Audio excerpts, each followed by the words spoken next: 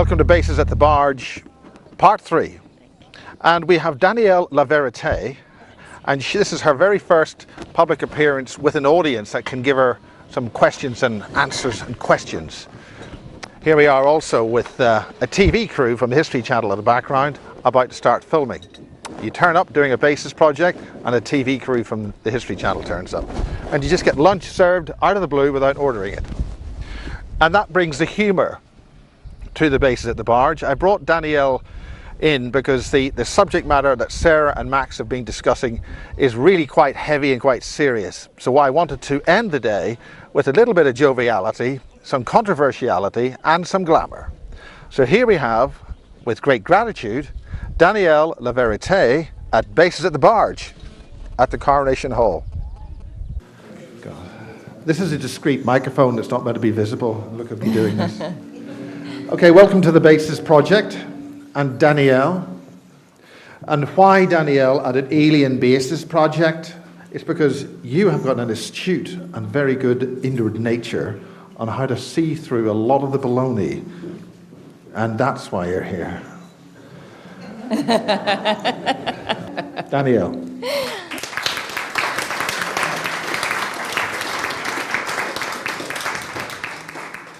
Hello. Well, how do you follow on from Max and Sarah, really? It's the information that they have and are happy to share is so incredible. And I feel like a bit of a charlatan sometimes, because really when I got into publicly doing this around, not even a year ago, maybe 9 months ago, I kind of just shot out of nowhere from YouTube, and it literally happened overnight for me. And I think the reason being is that there were a lot of people doing a lot of very, very serious research, and then I came along, just outwardly a very ordinary looking parent, you know, deal with the school system every day, deal with the impact of what the system has created for us. And I just got to a point where I thought, I've had enough. This is taking the absolute piss. I've had enough.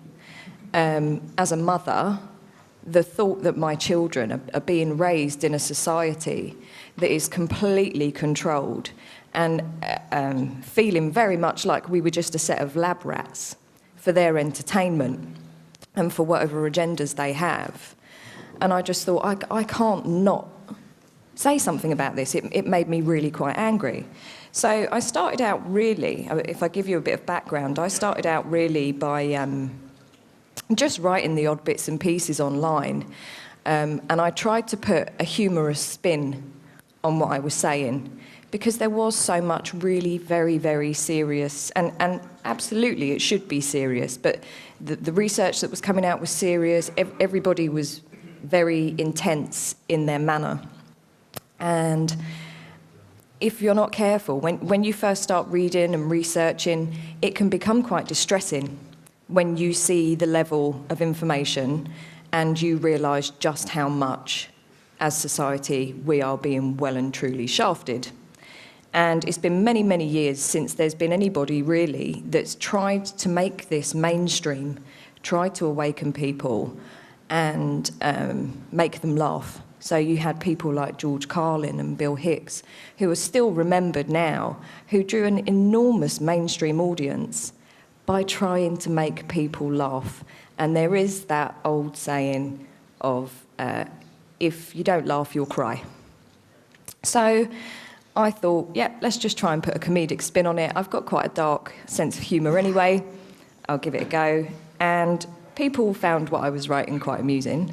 And one day, he probably regrets it now, somebody said to me, why don't you do YouTube videos? You're really funny. We need a woman on this scene who can relate to ordinary, everyday people, because we seem to be lacking that.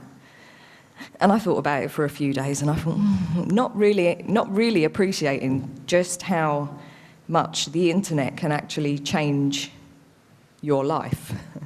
So I put this original video out, and I'm unsure. I see a few familiar faces here, and I know there's a few people that recognise me, but there's probably quite a lot of you that don't. And initially I started out by making videos, open letters to people in positions of authority. So the Prime Minister, various MPs, celebrities, people who have cashed in on the disappearance of their children, who shall remain nameless. And I decided that it would be a good idea to just ask them a few pressing questions, shall we say. And I think it was the manner in which I decided to ask these questions which kind of sent the videos spiralling, and within days I was being contacted by hundreds and hundreds of people a day, and within a few weeks I'd kind of become quite notorious is probably a better word to use, infamous maybe, because of the strong language that I've used. Now, there are a few people that are unhappy about the way I've decided to approach this subject, but my firm belief is that if people who want to associate themselves with a movement, if they call it the Truth Movement, whatever they want to call it, as far as I'm concerned, any movement, organisation, company, whatever, there has to be various types of people to make something work. You can't run a company, for instance, with just one person doing every single job. You have marketing departments, you have IT departments, you have managers and what have you. And I firmly believe that if we're going to make any form of difference whatsoever, we need lots and lots of different types of people to make this work. As time has gone on, I have realised that I went into it quite naively, thinking that people who were aware and awake were generally going to be really happy, peaceful, loving people. And what I've actually found is something quite different. And I've found that in subtle and not so subtle ways, I have been, in one part, I've been attacked quite heavily. And anyone who has done similar and whose face is out there who's been attacked, you will be told it's because you've made some sort of difference. If you're making a difference and you really are waking people up, or you're giving people just that little bit of inspiration and that little spark to go out there and start asking questions for themselves and doing their own thing, you are far more dangerous than somebody who spends 5 years trying to work out what they used to blow up the World Trade Center, you know? And I think it is grassroots people who live in the system day in, day out, who are affected by it day in, day out, really probably are the most dangerous people to the system. And I have found myself targeted in a number of ways, particularly with certain things that I talk about. Now, initially, I started out researching serial killers. I've got a bit of a morbid fascination with how these people's minds work. I've always been really fascinated by human personalities and how people, their thought processes, how they're capable of doing what they do. And as time went on, and running alongside the research I was doing into serial killers, I was looking into psychopathy due to some family background and some personal relationships, which I'll go into slightly in a bit. And that was when I came across my now dear friend Thomas Sheridan, who is very well versed in the nature of psychopaths and how they infiltrate our society, the reasons they tend to be there and in the positions they're in. And he will tell you, and I can now tell you, that you absolutely know when you have been targeted by a psychopath. So as I was doing my research into psychopathy, I started to establish links. And at first I didn't quite realise what I'd found. And it was only when I took it to Thomas and he said to me, I think you're really onto something here. Basically, what I've discovered with quite a lot of the main serial killers, the most renowned serial killers and infamous ones, is that they tend to have either government links, elite links, establishment links in some kind of way. So, for instance, I've just got a short list here. Ted Bundy, Dennis Nielsen, Dennis Rader, who you might not be aware of, he was dubbed BTK, which was Bind, Torture, Kill. And he operated in Wichita, over in America, for a couple of decades before he was caught. As far as I'm concerned, he's the scariest serial killer that has ever lived. You've got Hindley, Brady, various serial killers who are all connected, whether it's through their job, working for the government or local authority, for instance. They all seem to have this link somewhere along the line. And it started to occur to me that actually there probably was a connection here. And then I started to get into researching MK Ultra.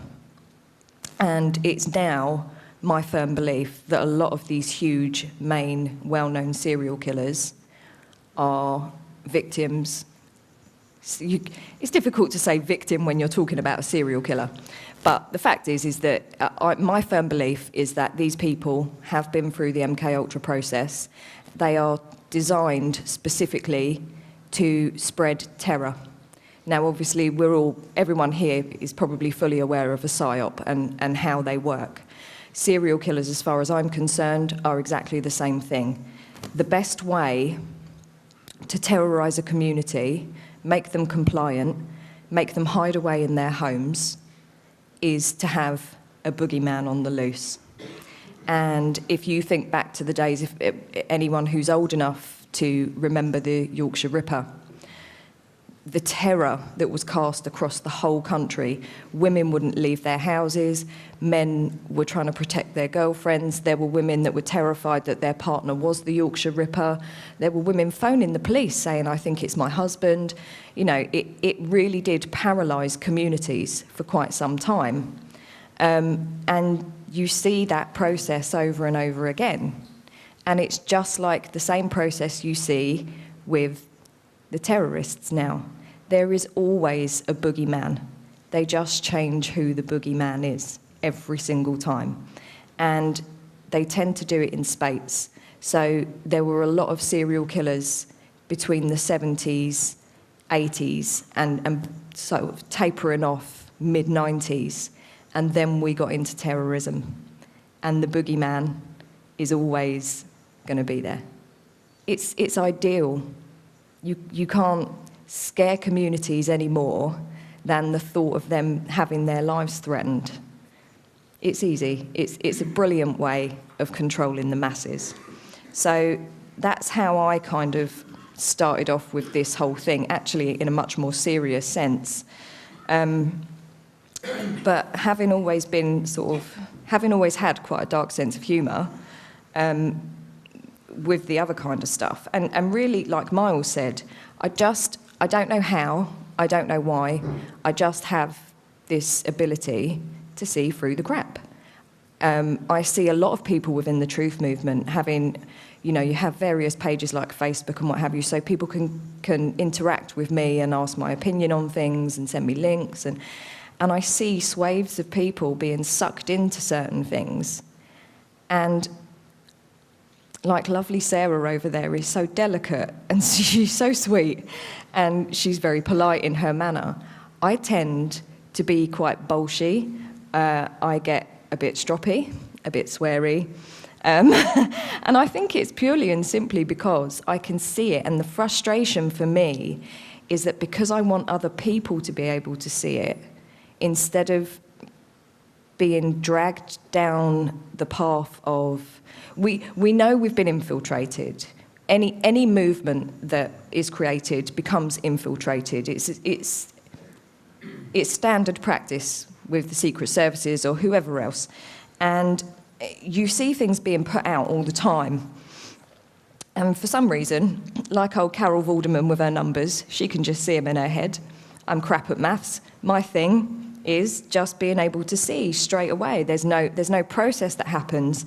I can just see a ruse when one appears in front of me. And I try so hard to say to people, look at this for what it is. It's not complicated. It's really very, very straightforward to see why certain things, certain stories, certain practices would be put out there. And at the moment, one of those things that I'm seeing is the flat earth. There's a lot of people that have got back into believing that there's a flat earth. Now, Sarah said something very interesting to me earlier when we were talking, and she said it's just been taken the wrong way. Flat earth doesn't mean the earth is flat. It's the multiple dimensional layers. That's what's flat. And I've seen so many people go hell for leather with this flat earth thing. They're adamant, absolutely adamant, and they can get quite, sounds horrible, but they can get quite psychotic over it. And they can go absolutely nuts at you. They will go nuts at you if you doubt what they're saying. Now, I have one simple, basic response to anybody that tells me that the earth is flat. I've been on a commercial aircraft. When you are 35,000 feet in the air, you can see the curvature of the earth.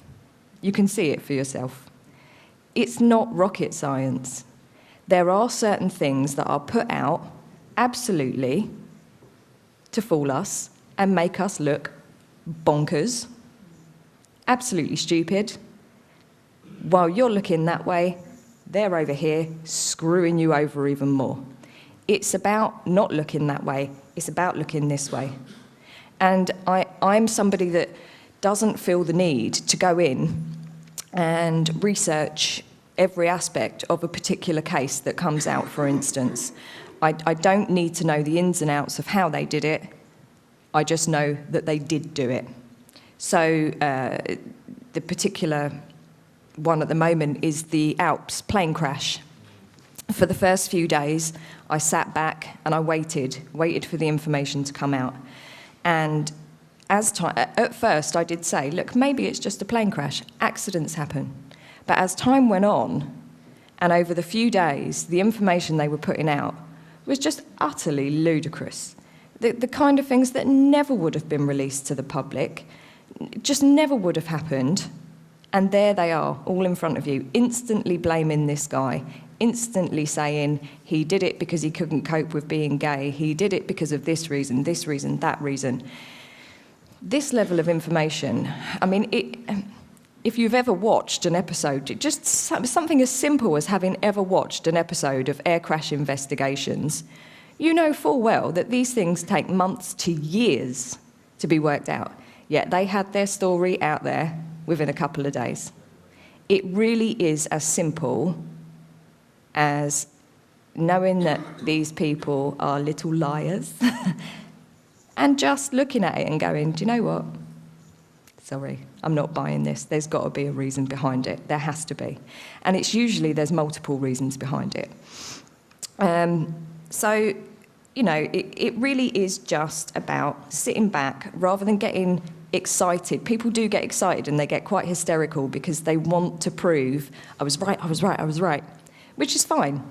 But there's no rationality with it. It gets very overexcitable and it tends to make people look stupid, which is exactly what the system wants. We've now got this mass swathe of people who are awakening. How do we screw them over? We throw a load of crap at them that's not real, that makes them all look bonkers, and mainstream ordinary people aren't going to buy it, which is one of the reasons that when I do my videos or whatever, I tend to stick to mainstream topics that are affecting people on a daily basis. I do take a huge interest in MK-Ultra, various other things, but I'm trying to tackle the lowest level of entry into finding out the reality of what's happening to us. So I will talk about the school system, for instance, and the common purpose side of the school system. And I do, obviously, I like to practice what I preach. So, for instance, my children are 15 and nearly 10, and I will regularly annoy their schools. And the way I do this, and I publish all of this as well, so I can show people, this is what I've done. I don't expect people to do it in the same way at all. Everyone's got their own way of doing things. I do it my way because I think I'm funny. I'm probably not funny, but I think it's bloody hilarious. Very childish. So, for instance, I found out a while ago, after, it was only really, I left them alone until they started picking on me. I was proper bullied by my daughter's school, and they put me in a situation where my daughter is a genius, crazy level genius. She has absolutely no common sense whatsoever. I mean, she could trip over thin air in a second. She's got no spatial awareness. She has no idea how to interact with people on a social level. But if you ask her about just the most complex equation, or a tribe in the middle of the Brazilian rainforest, that kid can tell you in minute detail for hours, everything about them. And the school are actually struggling with her because she's so smart, they've run out of work for her. So she's sitting her exams a year early. When you have a child like this, and as you raise a child like this, as a parent, you have to adapt to a kid that isn't mainstream, that hasn't fallen for the mainstream lie, and has somehow bubbled themselves from it, and is somewhere off of this mainstream establishment scale. Now, she's always kind of towed the line because she's quite nervous, she's quite scared, she doesn't want to get told off and what have you. But I very much instill in my children that if a teacher's telling you off because you've asked to go to the toilet, tell him to get bent in a more polite way. Or if you need me to do it, I'll tell him to get bent. No human being is going to tell one of my children, or anyone else's child for that matter, that their bodily functions should be controlled to that level. As far as I'm concerned, I was born free. If I need a pee, I'm going to go for a pee. I mean, I don't care who you are. I don't care if it's at work, at school, whatever.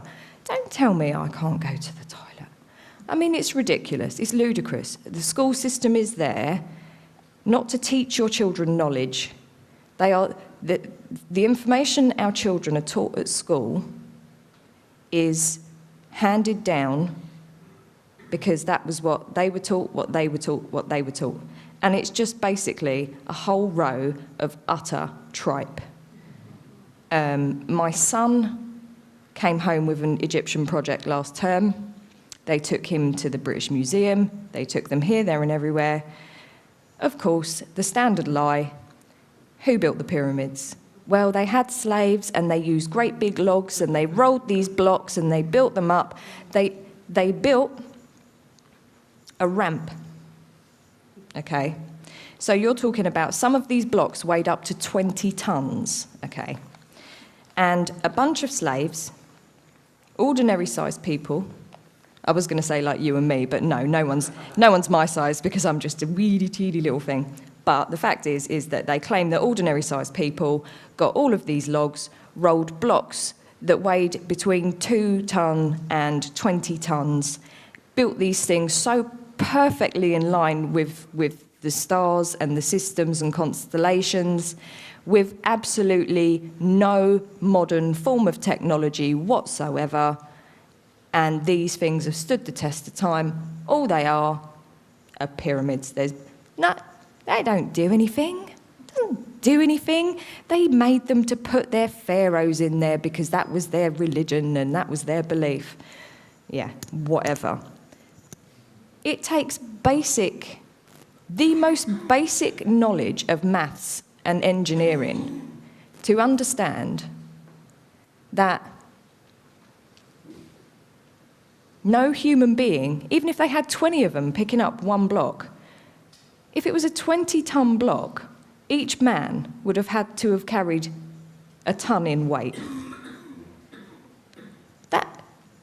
That's higher level of not understanding this. The lowest base level of not understanding this is, where the fuck did they get the logs from?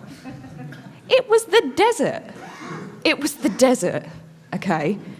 Then you've got the ramp. Where did they get that much rubble, that much material to build a ramp to roll these logs, which we don't know where they got them from, up this ramp? Now, when you're talking about the size of the pyramids, how steep would this ramp have to be? So you're telling me that 20 little fellas have got some logs, bit of rope, 2 to 20-ton blocks. They're dragging them up a ramp that must be like that. So once they've achieved all of this, and they've built it, so perfectly in line with the stars and the constellations and everything else, when they're finished with all their building, where'd they put the ramps? Where's the evidence of the ramps? Because where would you have dragged all that? It would have been so enormous, there'd be evidence everywhere. But there isn't, funnily enough. But people take it as gospel. They teach our children this theory, or this truth, at such a young age. What child would question the method? Children wouldn't question the method. If you sat down with an adult who'd never heard of the pyramids and you gave them that story, they would immediately start to question how the bejesus that would be done. Surely these teachers cannot believe what they're teaching these children. So I've spent the last 15 years unteaching my children everything they've been taught at school. So now, when you say to my son, "Sonny, who built the pyramids?" his response is, "Your mum." Now, however ludicrous that might sound, it's probably a far more realistic suggestion than who really did build them. And I would much rather him come out with something as hideously cheeky as that than be brainwashed enough to think that these people did do it. People say to me, "So who did do it then?" I went there. I don't know. But I know who didn't do it. I don't have the answers, which is something people quite often want from me. I'll say something and then they'll go, "Well, who did do it then?" I don't know. I wasn't there. I can't always give answers. I can point out what's wrong. We can all point out what's wrong to an extent, but sometimes there aren't always answers. Anyway, I digress because I was starting to talk about the school and why I give them so much crap. And one of the reasons I give the school so much crap is a few years ago when I didn't really understand what was going on, my daughter wanted to go to the local girls' school. Now, I live in North London. There's a few schools around. A couple of them have got a really crappy reputation, and I thought, well, I'm not going to send her to one where they've got their own police station. Don't think that's a good idea. Bit of a warning sign. And because she's quite an unusual kid who doesn't really fit into the mainstream pattern, I knew I would have to send her somewhere where she would be comfortable. And she really, really wanted to go to the local girls' school. Fine. Had a good reputation, was quite happy to send her there. So, signed her up, she got in, everything was great. First year, no trouble at all. Then I started to notice that this year head was a bit of a twat, to be quite fair. I'm not quite sure how old she is. All of her children are grown up. I think she's quite mature. I'll be that polite about her.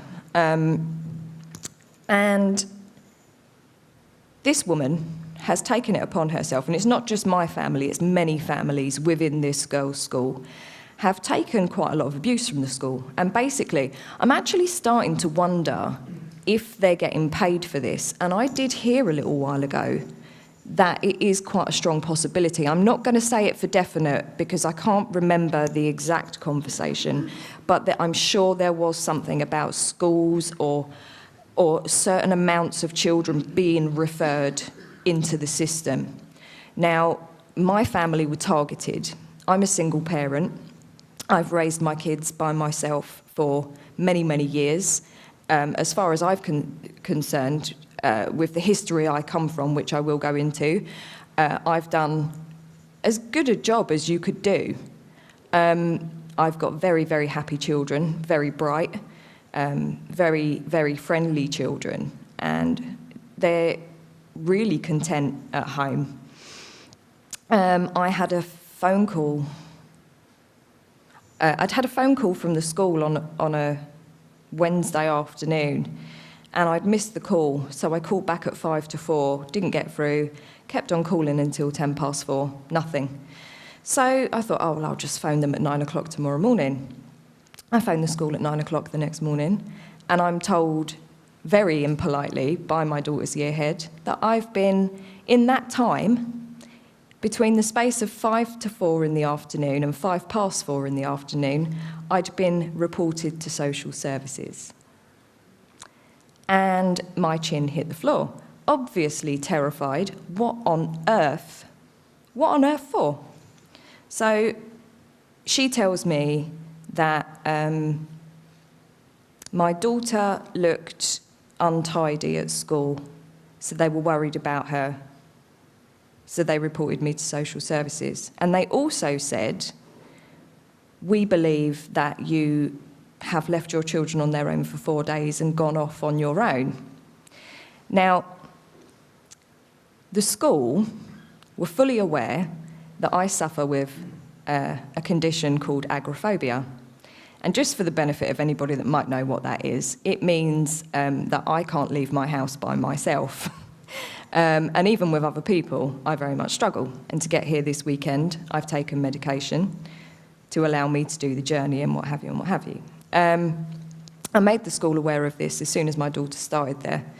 So I, as any parent would be, was mortified by what this woman had said. Absolutely horrified. I'd had dealings with her before. She's one of those needs to be down with the kids kind of teachers, very much trying to be their best friend, trying to be cool, mini skirts, dyed hair, just God only knows what this creature is. Anyway, I call her a creature now purely because I just don't like her anymore. I wouldn't normally be that impolite. So, yes, she tells me I've been reported to social services because I didn't answer the phone. Unfortunately, what had happened was my mother, the delight that she is, they phoned her because she was still on the school list as an emergency contact. Now, my family are bonkers, barking mad bonkers. I have nothing to do with them, which is quite a common theme with people like me, Sarah and Max. Our families, we're different to the families we come from. And I find that with a lot of people I come across who've woken up, I can see a lot of you nodding, you become quite distant from your family because they're mortified, because they think you've joined a cult and gone insane. Now, not only do a lot of families think that, you, if you're in my position, which is that of a bloodline family, you are surrounded by narcissists and psychopaths. So my family history is French, Lake Geneva, multi-millionaires, banking elite. So they're all arseholes. is probably the easiest and most direct way I can put it. There's no point in beating around the bush. They're bonkers, absolutely barking mad, narcissistic, money-grabbing lunatics. The sons stole vast sums of money and laundered it. My great-grandfather was such a famous banker in France that his obituary was a 2-page spread in the French national news. So obviously there's huge Rothschild connection there and everything else. So I come from a dirty family, I really do. I, for some bizarre reason, am absolutely nothing like any of them. So my crazy bitch of a mother decides, because she hates my guts, with a passion that I cannot relate in words. This woman despises me. She borned me and despises me. So she says to this teacher, yes, Danielle has regularly left her children on their own for 4 days at a time. It's not the first time, and something should be done about it. Instant referral to social services. Instant. And this was a way of my mum getting her own back on me, basically saying, I don't want anything to do with you, you're all barking mental. Subsequently, I went through a 3-month process of investigation with social services. And unlike a lot of people who find themselves in a position where social services have knocked on their door or some kind of authority has knocked on their door, most people just shit themselves and do anything they can to appease these people. I didn't do that. I decided to look into exactly how this process was going to work. And I found this wonderful website. Unfortunately, I haven't got the name of it in front of me. I will track it down and I'll post it on Facebook and I'll make it available for anybody who's interested. And it was a guy who'd been through a similar process who basically worked out the whole deal with social services, how they interact with you, how they assess you, and the marking system that they use. Now, would it be a surprise for you to know that when social services come into your home, we've all been raised, probably quite delightfully, by parents who've taught us manners. The first thing you do when someone comes into your home is offer them a beverage of some kind. If you offer a member of social services a cup of tea when they walk into your house, they mark you down because you're not taking it seriously enough. They will screw you over at any opportunity because they want your younglings. They want to take your children off of you. Why do they want your children? Because they want your children in care homes. Why do they want your children in care homes? To pass them around. The statistic of Islington care homes in a 10-year space in the 80s, 10,000 children were abused through the Islington care home system. 10,000 in a decade. That is a vast amount of children whose lives have been utterly decimated. These are children who are now my age to a decade younger. These are now adults in society. People who are having possibly their own families, trying to rebuild their lives. What kind of lives do these children have? Now, we're in a position where our governments are fully aware of the abuse system, how the care system is used basically to traffic children. We're fully aware of that.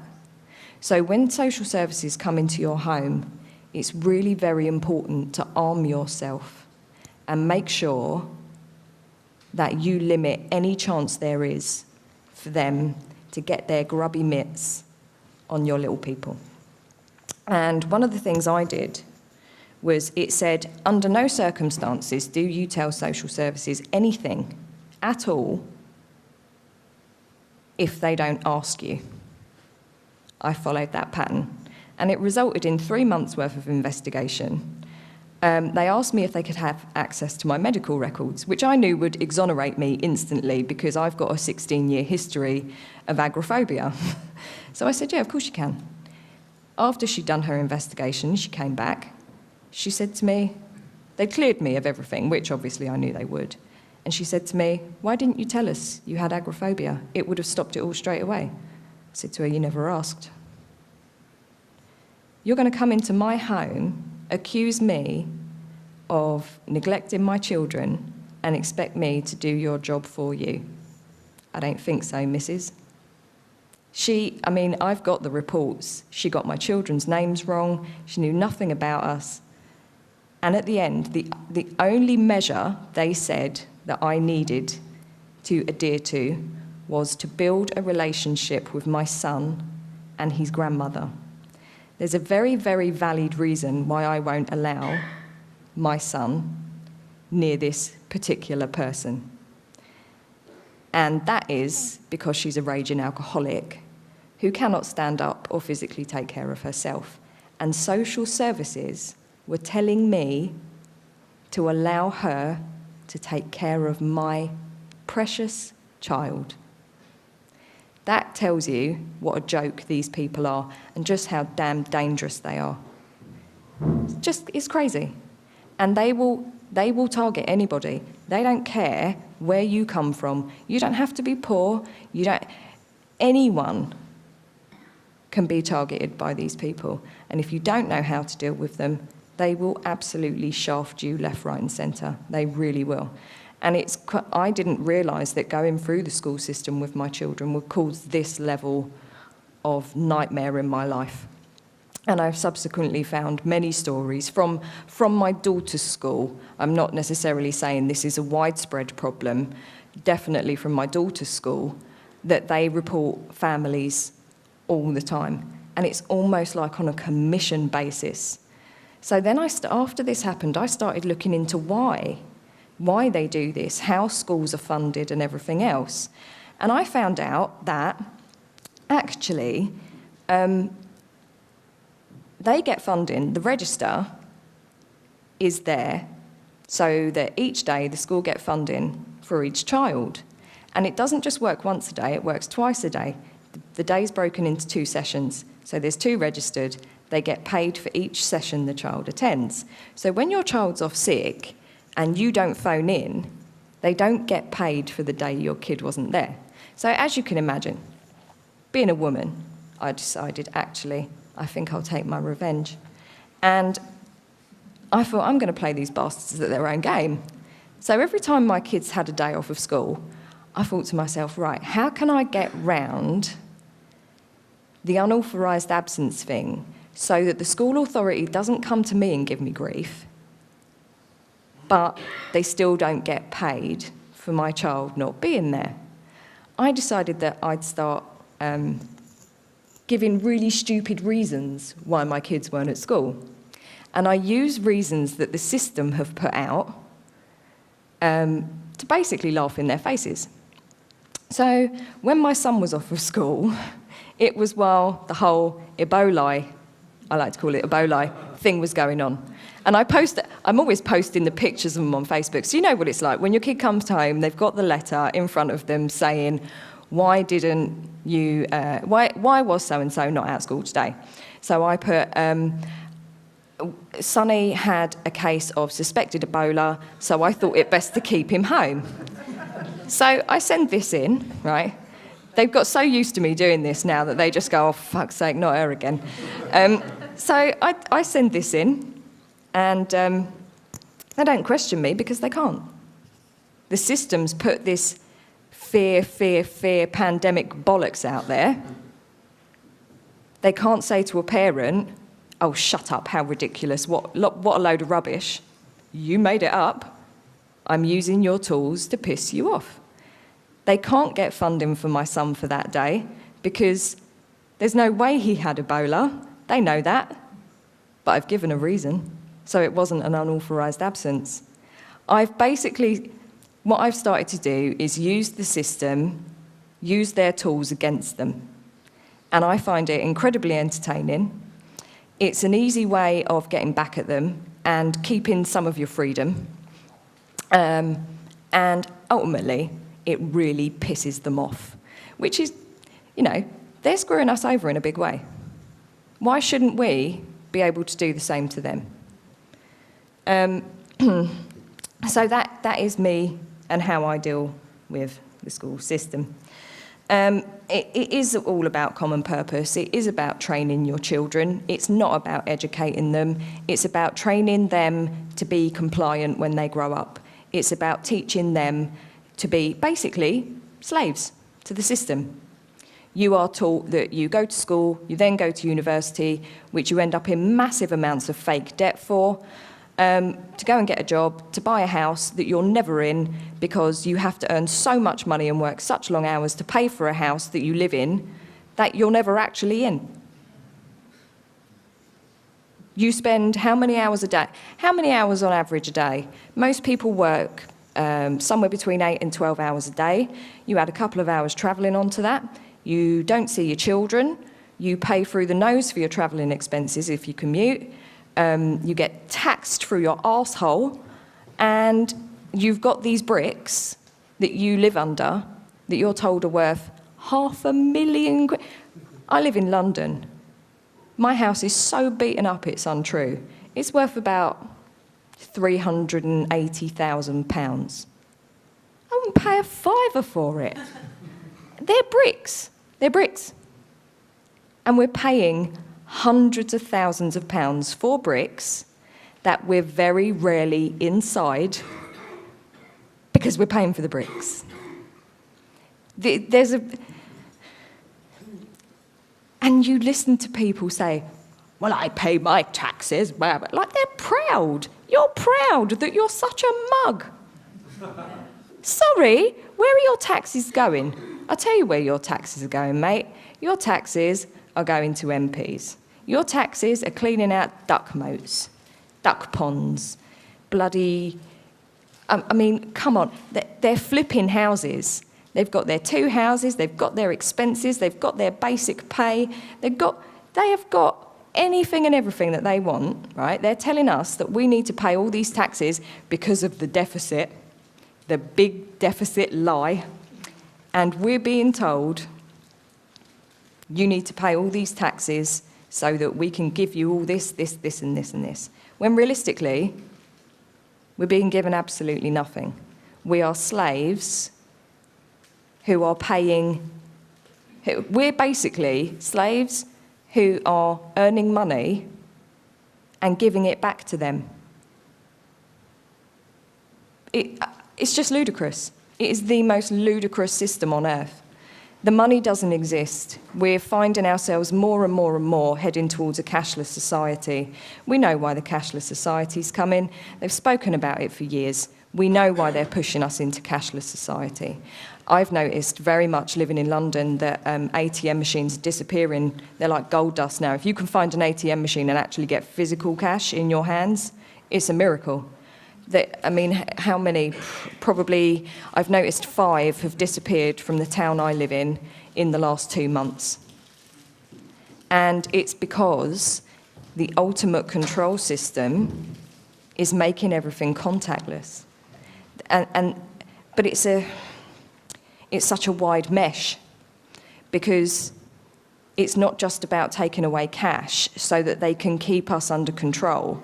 Because at the moment, it's not illegal to be in debt. You can get a credit card, you can go and spend however many thousands on it, and then when you can't afford to pay it, you can sack it off. They'll come and chase you for the money, but after 5 years, they'll write it off, and you can start again. And I've realised that that's how this system works now. And if you've got the balls to do it, I'm not suggesting that anybody does go out and do it, but if you're that way inclined, you can spend thousands and never pay it back because the money simply isn't real. It's digital. It's moved from one screen to another, which is why when people sack off their debts, they send threatening letters. And the only way realistically of giving them the money back is by complying. If you say no, they can't have it. If you own your house or your car, they can take certain things from you. But if you've got bugger all in society, if you haven't got all of those trappings, they can't take anything.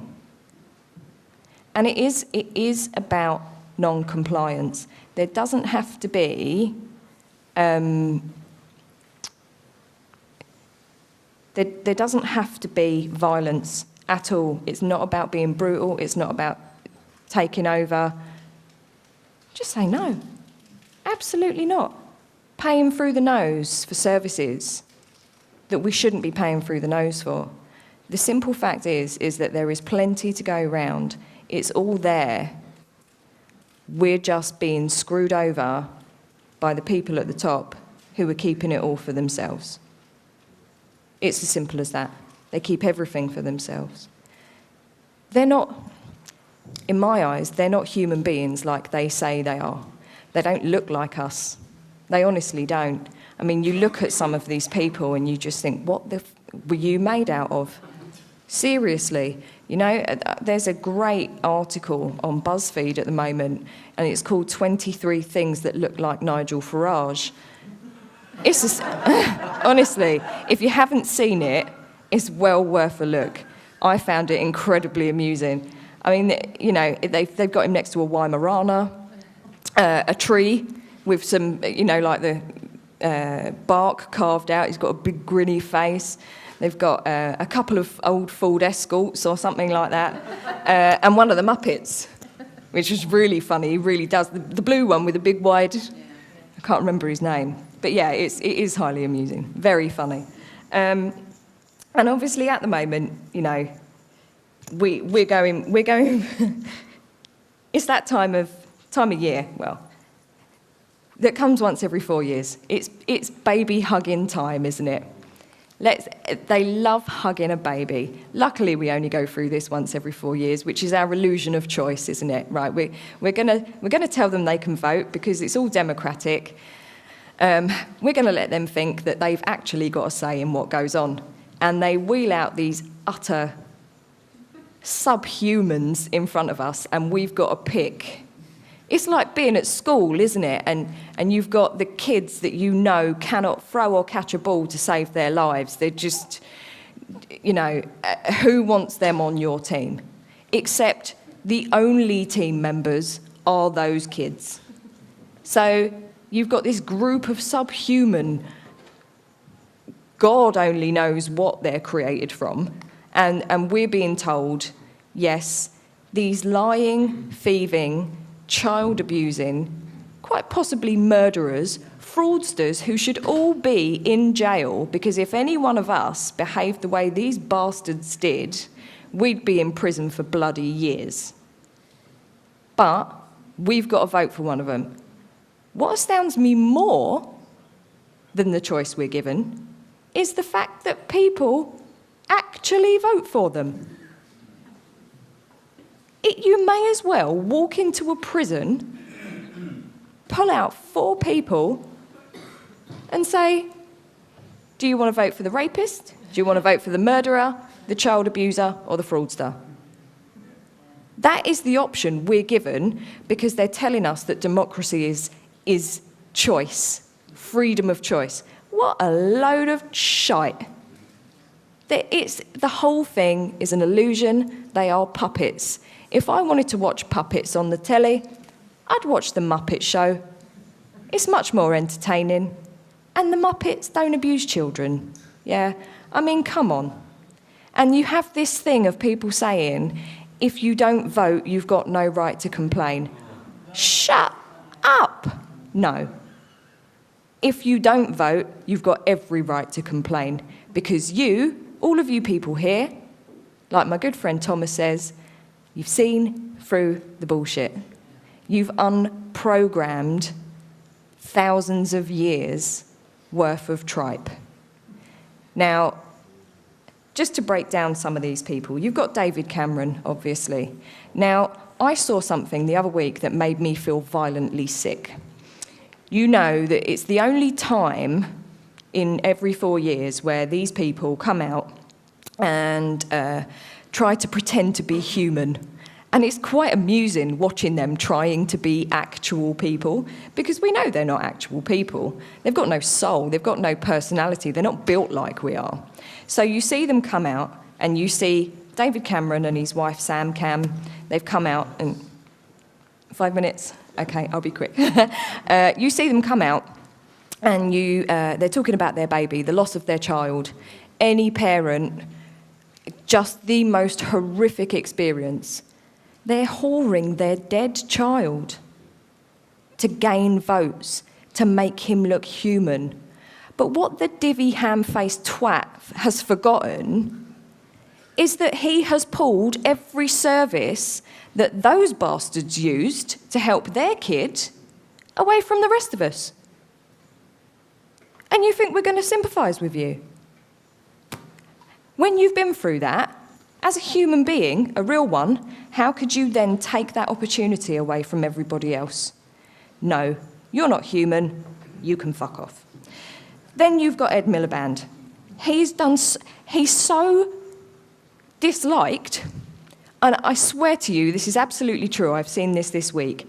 Labour headquarters, their latest campaign to try and get Miliband into office is trading off of his good looks. I shit you not, right? This is absolutely true. Trading off his good look. You can imagine, right, at this brainstorming session, just how pissed were they? How many fuzzy ducks did they down when someone went, here, he's really good looking. Let's use his suave charm and sophistication. Seriously? That one can fuck off. Then you've got Farage. Realistically, Farage. What can you say about him? I mean, you know, there's not really a lot more I can say about the fact that he looks like 23 other things. A Weimaraner. I mean, he's just the most ludicrous. I love an episode of Frasier where Niles calls someone a ludicrous popinjay. And that is pretty much all you can say about Farage, other than being a fascist, racist twat. So he can fuck off. Then you've got Clegg, the butt monkey of the 2015 general election. Now, he will sell his soul. He's sold out so badly. He will suck up to anyone to be part of a coalition just so he can be in office, right? All I can say about Clegg is he should be prepared with his hard hat, right, to get as far up someone's arse as humanly possible so he can stay there. But if I were him, I would recommend sending in a canary first. He can fuck off. Now we've got Nicola Sturgeon, the wee Jimmy Cranky of general election 2015. If you haven't seen the comparison of Nicola Sturgeon and wee Jimmy Cranky, you need to go and have a look at it. It's utter genius. I can't see that she's going to really get very far with this. I don't know. I will finish off by saying Australian government have just put into force that if you have not had your children vaccinated and you're on state benefits, you are no longer allowed your benefits. Well, do you know what? I would rather be stabbed to death, starved to death, and stoned in some medieval ritual than have a needle put anywhere near me or my children.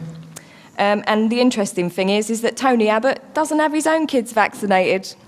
So there you go. Right, I'm going to have to finish now, I'm afraid. I could have gone on a lot longer, but I'm being told I'm out of time.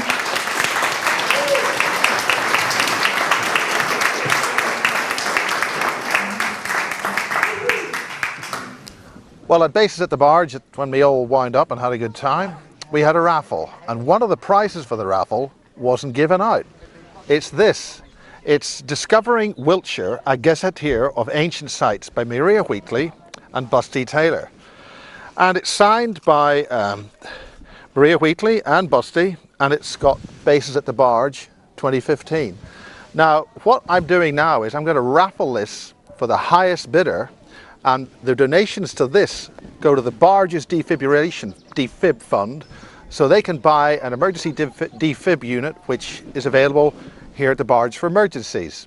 So for charity folks, you can email miles@thebasesproject.org and put your bid in for this, for Bases at the Barge Maria Wheatley, Busty Taylor, a gazetteer of ancient sites. It's packed full of wonderful information. It really is a fantastic booklet. And that is Discovering Wiltshire.